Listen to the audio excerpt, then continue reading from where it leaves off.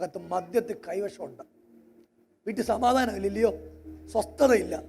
നീ ഒരുപാട് കരഞ്ഞു ഒത്തിരി വർഷങ്ങളായിട്ട്. അച്ഛൻ്റെ പേരെന്തുവാ? എവിടാ വീട്?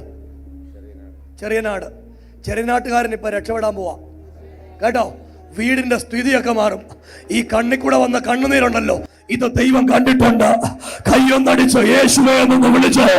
മാംസളമായ ഹൃദയം വരാൻ പോവാ. കല്ല് പോലുള്ള നിന്റെ ഹൃദയത്തിന് പകരം എന്റെ ദൈവം നിനക്ക് മാംസളമായ ഒരു ഹൃദയം വെച്ചു വരാൻ പോവാ.